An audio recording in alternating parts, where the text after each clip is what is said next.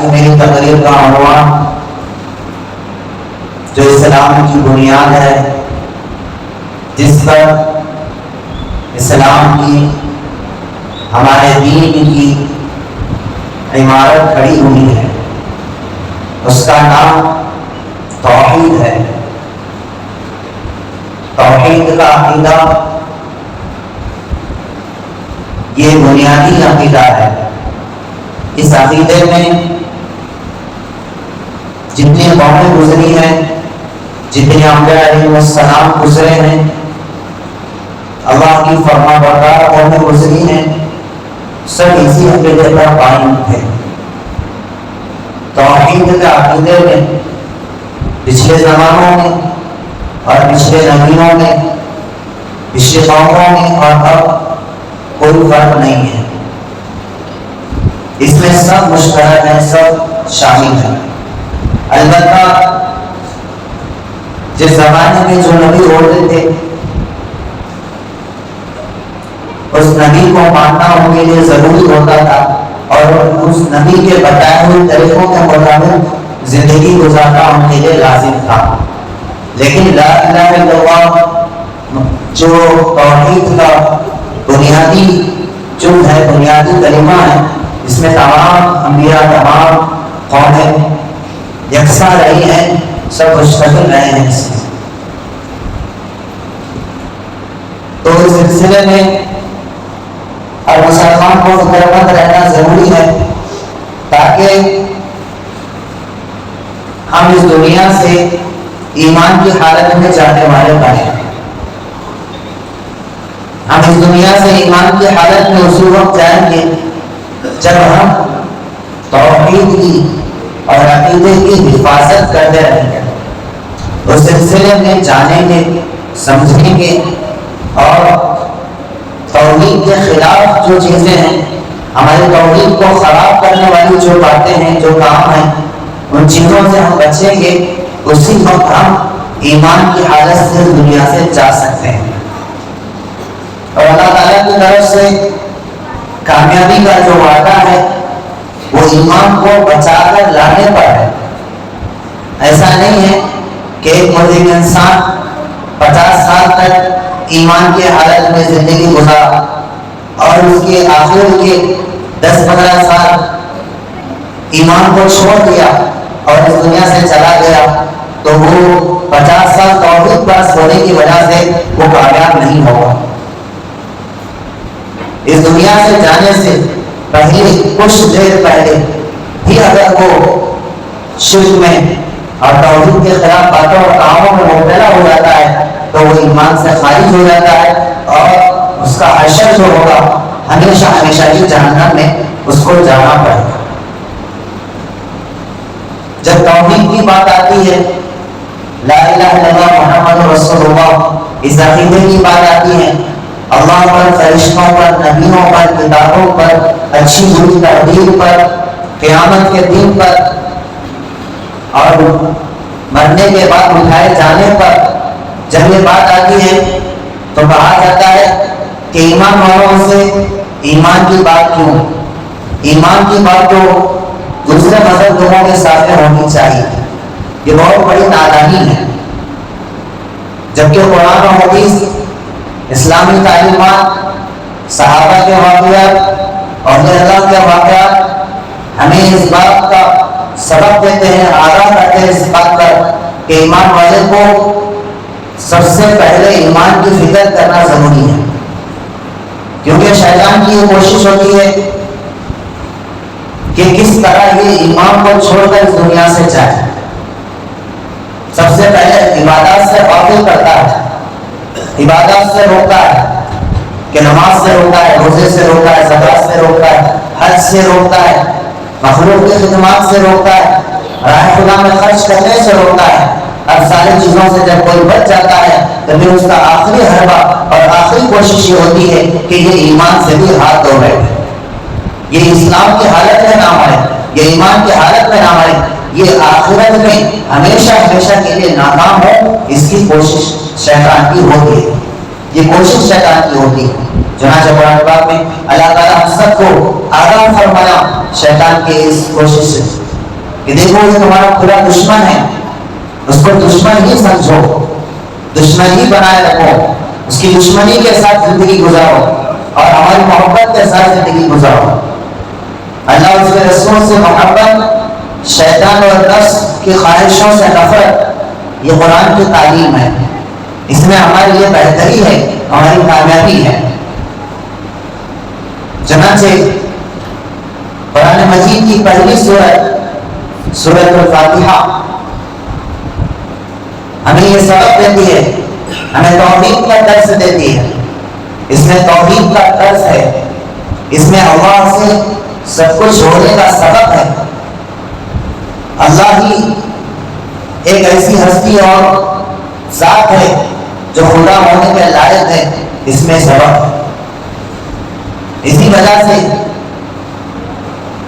اس سورت کے شروع میں ہی اللہ کی تعریف بیان کی ہے، کیونکہ جب وہ ذات ہر چیز کے خالق، ہر چیز کے مالک، ہر ایک کی ضرورتوں کو پورا کرنے والی، ہر ایک کی ضرورت کو پورا کرنے پر قادر،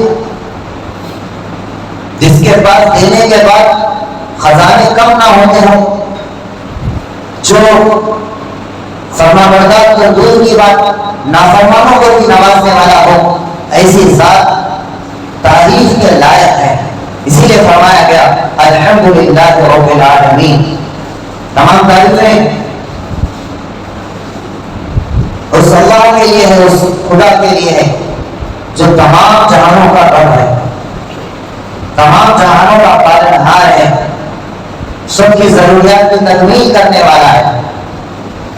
اور صرف اس کی بادشاہت، اس کی حکومت دنیا میں ہی نہیں ہے، بلکہ آگے فرمایا گیا مالک یوم الدین، یہ بدلے کے دن کا مالک ہے، قیامت کے دن کا مالک ہے، اسی کی وہاں حکومت چلے گی، اسی کا فیصلہ نافذ ہوگا، وہ جس کو چاہے جنت کا، جس کے حق میں چاہے جنت کا فیصلہ کرے اور جس کے حق میں چاہے جہنم کا فیصلہ کرے۔ یہ بتایا گیا کہ اس کی بادشاہ صرف یہاں نہیں ہے بلکہ وہاں بھی ہے۔ پھر آگے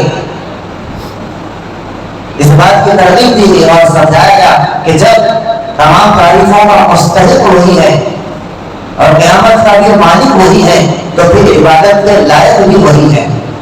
جب عبادت کے لائق بھی وہی ہے تو تم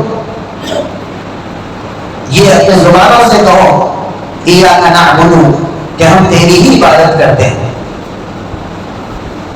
اور سختی کے ساتھ فرمایا گیا، ایک ہے ہم تیری عبادت کرتے ہیں، اس میں وہ پختگی نہیں ہے یہ جملے میں، اور دوسرا جملہ وہ ہے کہ ہم تیری ہی عبادت کرتے ہیں، بڑی تاکید اس جملے میں ہوتی ہے۔ جیسے ہماری زبان میں جیسے ہم کہتے ہیں تیری، تجھے، تجھ کو، میں، یہ اچھی اردو میں اس کے لیے ہی کا لفظ لگتا ہے، ہم تیری ہی عبادت کرتے ہیں۔ ایسا کیوں ہے؟ کیونکہ تیرے علاوہ کوئی ایسا ہے نہیں جو اس لائق ہو کہ اس کی عبادت کی جائے۔ پھر آگے عبادت کے لائق وہ ذات ہے اللہ رب العزت کی، تو پھر آگے توحید کا سبق، عبادت کو بجا لانے کے بعد کہیں ایسا نہ ہو کہ عبادت تو صرف میری کریں گے اور نفع اور نقصان کسی اور سے سمجھیں گے۔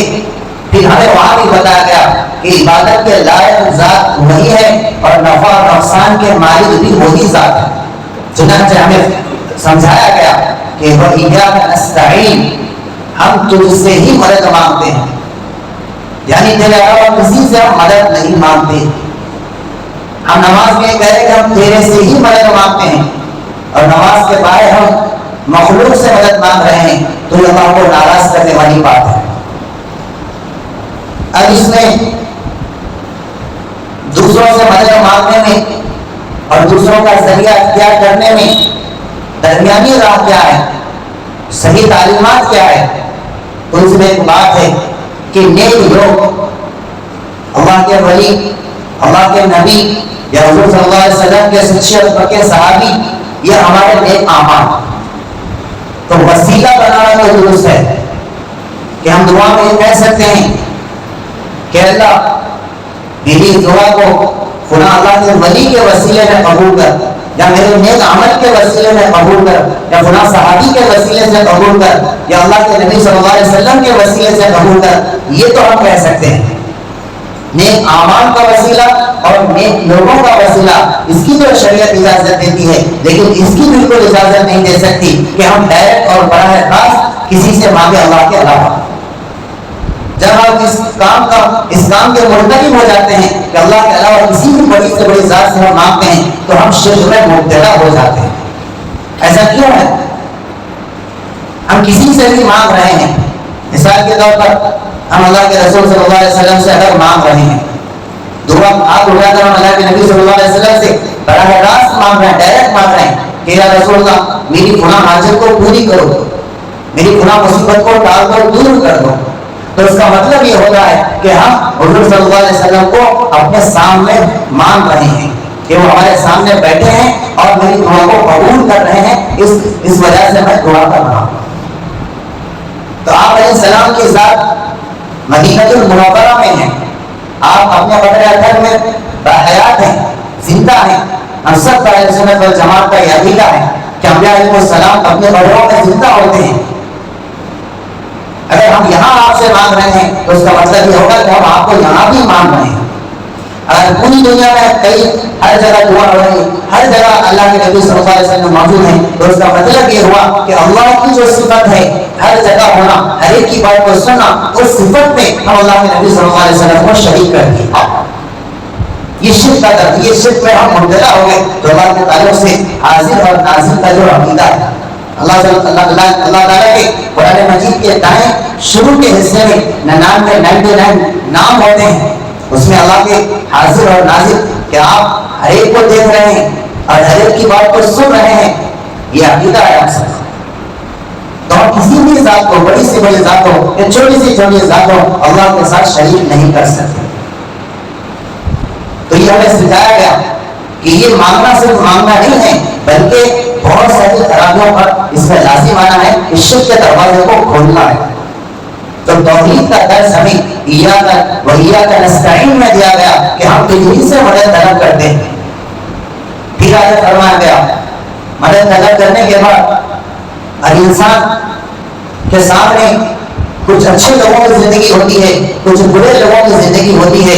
پچھلے واقعات میں، پچھلے قوموں میں، پچھلے انبیاء کے قوموں میں. تو پھر اللہ سے مانگا گیا کہ ہمیں سیدھے راستے پر چلا، اور سیدھے راستے پر پچھلے زمانوں میں جو لوگ گزرے ہیں جن پر آپ نے انعام کیا ہے، صراط الذین انعمت علیہم، ان کے راہ پر ہمیں چلا، کیونکہ آپ نے ان کے عمل سے آپ راضی ہو چکے ہیں.